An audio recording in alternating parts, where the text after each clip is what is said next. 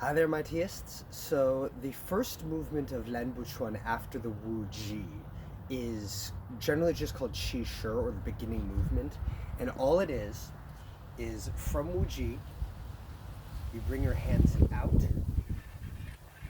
bring them over your head, and then you want to sink your Qi down, bending your knees and bringing the hands down to about the waist level.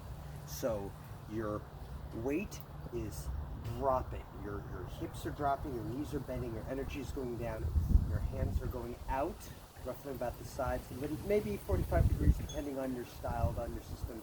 But the point is you want to be stretching out, stretching the deltoids and shoulders, bringing them up, stretching the side of the body and the arms, bringing everything down to stretch the pectoral muscles, and sinking the weight down, building your root. So this is a rooting movement where you bring everything down, and in theory and in principle you should be maintaining that root no matter what you do. So the first movement, after you hold the ball, you extend your hands out and you shift forward and maintain that root.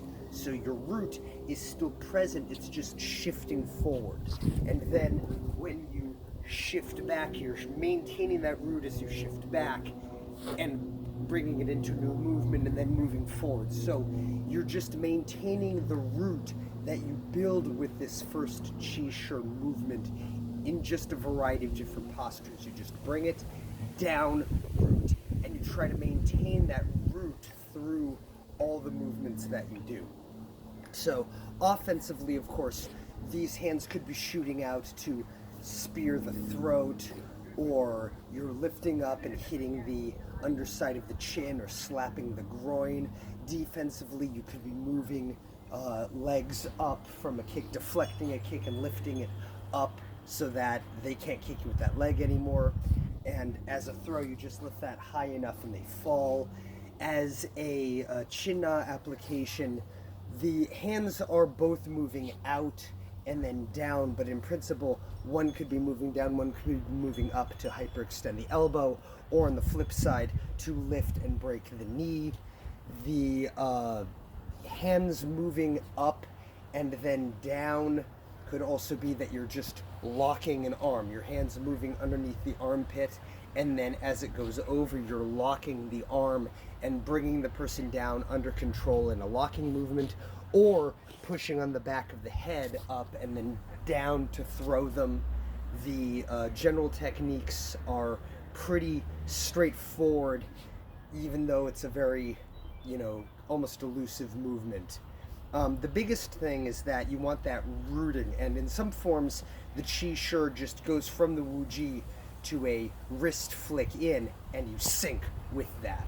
So you're here, and you're ready to go, and you go into the next movement. So that's a truncated version. The idea is that you have all of the basic applications and all of the subtleties of that larger movement, and you can just whip into it. Right now, I would suggest just focusing on getting the stretching movements, the calisthenic movements, and of course the variety of applications you can find in this opening movement. And then once you have that, once you feel like you have the totality of that position, you can just go to here. Now this itself can also be, someone's coming in for a double leg takedown, you root and you push on the shoulders to keep them from trying to throw you, blocking an attack coming in for the groin or the bladder, and if you're in a grappling situation, pushing on the hips to create some space, perhaps blocking a knee. If they have you in a clinch and they're trying to knee, you block that knee, you push on the hips, and that in principle could also be a locking or a sealing technique in Qi Na. If you press that on the diaphragm or the lower body cavity, just that movement can also be a Qi Na technique in that regard. So that technique is just as important as the whole, large circular movement. It's just kind of a, you almost do it in a more truncated, subtle variation. And as a fighting position, having your hands here, it's kind of a variation of, whoa, hey, I don't want any trouble. And the hands coming up is like, whoa, hey, I don't want any trouble. that you can react from, and it's a more passive position. It's not a, hey, I'm ready to go. It's a, look, I don't want any trouble. Things happen, you're still able to react. So, offensive, defensive, chin na, fighting stance. Weapon techniques, this doesn't necessarily apply in most cases, but this is almost the hand equivalent of a drawing technique. You're drawing a weapon, you're readying a weapon. The beginning movements, the Qi Shi is kind of you're going from your daily non-combat mode to combat mode. You're at school or you're walking down the street and something happens. Whoa, hey, I don't want any problem. It becomes the switch turns on, and now you're in combat mode. So this Qi Shi is meant to be that beginning and ending of the technique. The set ends with you coming back to the ball, which I'll explain relatively soon, and then you close, returning to WuJi. So now you're switching it off. You're going back to your non-combat mode.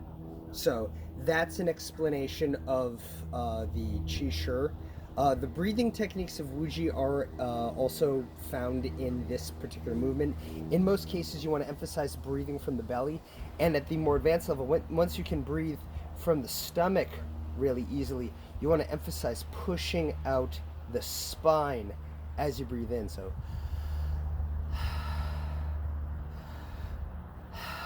not sure how much that actually shows up on camera, but this kind of spinal breathing, deep breathing, is something you find in the more advanced methods of Shaolin meditation as well as Kung Fu.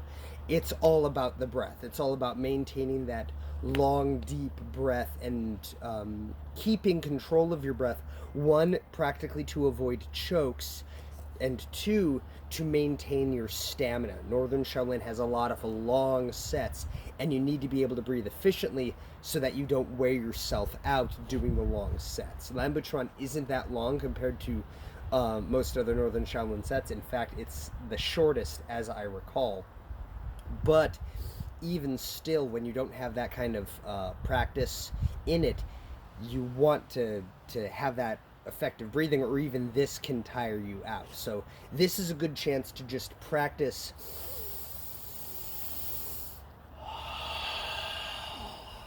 and building that deeper breath. And you want to see how long can you lengthen your inhale and your exhale. Can you inhale for 10 seconds straight, 20 seconds, 30 seconds, and then exhale in that same amount of time?